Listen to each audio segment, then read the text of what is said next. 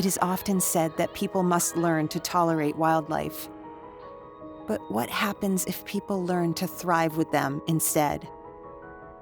What would that mean for the people of Florida? What would that mean for our native wildlife? These questions are particularly important in understanding the endangered Florida panther, who is now forced to exist in less than 5% of its original range.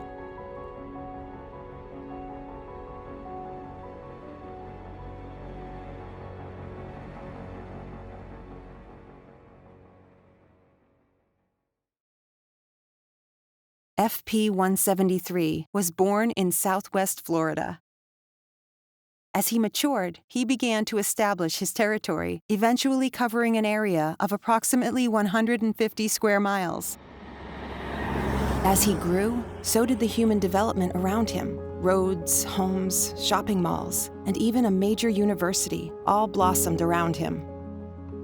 This development was directly in his territory, with homes appearing right over areas he often visited. FP-173 learned how to navigate around this growth, crossing roads and sharing his landscape with the people that now also called it home. However, traversing busy streets and increased development can be deadly for panthers. FP-257 was also living in Southwest Florida. Her territory was smaller, encompassing the area surrounding the Southwest Florida International Airport. Although some areas around her had been protected and preserved, many of the pine trees and saw palmettos had been replaced by more development.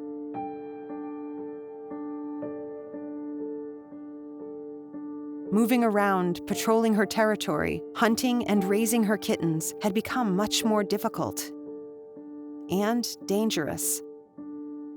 In March of 2021, panther biologists received a call that a panther had been hit by a car right next to the airport. It was FP-257. She was still alive but severely injured. The veterinarians took care of her initial wounds. But she died in transit to the Naples Zoo, where she was meant to recover from her injuries. FP-257's fate is not unique, and many times when panthers are hit by a vehicle, they do not survive. Every new road and every new building brings more cars, increasing the odds of a harmful encounter for panthers and drivers.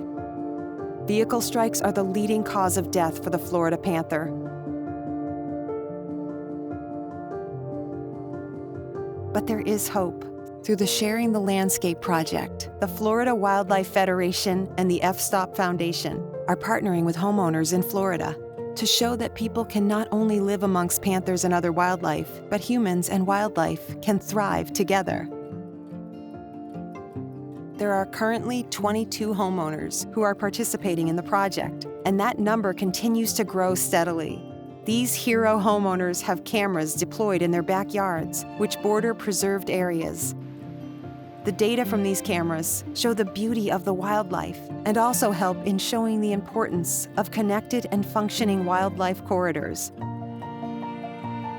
Panthers with their kittens, does with their fawns, and yes, even alligators and their babies have all been documented sharing the same landscape with the human residents.